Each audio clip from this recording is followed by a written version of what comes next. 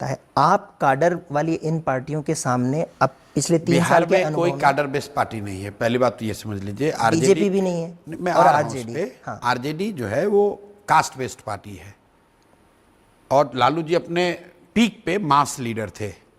फिर वो कास्ट, लालू जी अपने शुरुआती दिनों में गरीबों के नेता थे, मास के लीडर थे। फिर वो पिछड़ों के नेता हुए, फिर वो यादवों के नेता हुए, अब वो आरजेडी के यादवों के नेता हैं। तो वो एक कास्ट बेस्ड पार्टी है और वैसी उनकी व्यवस्था है। जदयू जो है वो प्योर नीतीश कुमार का है, उसमें कभी काडर रहा ही नहीं है। मैं उस दल में भी रहा हूँ। जदयू में कभी संगठन की ताकत नहीं रही है। नीतीश कुमार, गवर्नेंस और सरकारी तंत्र, उसी से वो पार्टी चली है। काडर के नाम पर यहाँ पर, और कांग्रेस तो है ही नहीं काडर बेस्ड पार्टी, काडर के नाम पर यहाँ पर लेफ्ट के दल रहे। पहले यहाँ सीपीआई बहुत मजबूत होती थी, अभी आई सीपीआई एमएल है और बीजेपी।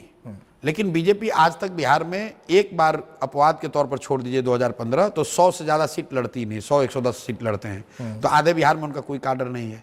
सीपीआई एमएल जो काडर बेस्ड पार्टी है वो 15-20 सीट लड़ते हैं, तो उनको लिमिटेड एरिया में उनका है।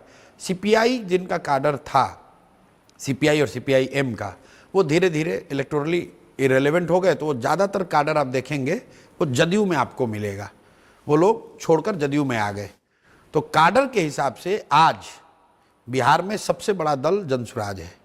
हम लोगों ने 72,000 बीएलए का नाम नंबर दिया है, लेकिन चूंकि जनसुराज अभी नई पार्टी है, ये रिकॉग्नाइज रजिस्टर्ड है लेकिन रिकॉग्नाइज नहीं है। वो तो जब आप चुनाव लड़ेंगे तब रिकॉग्नाइज होंगे, इसलिए हमारे बीएलए का लिस्ट नहीं है।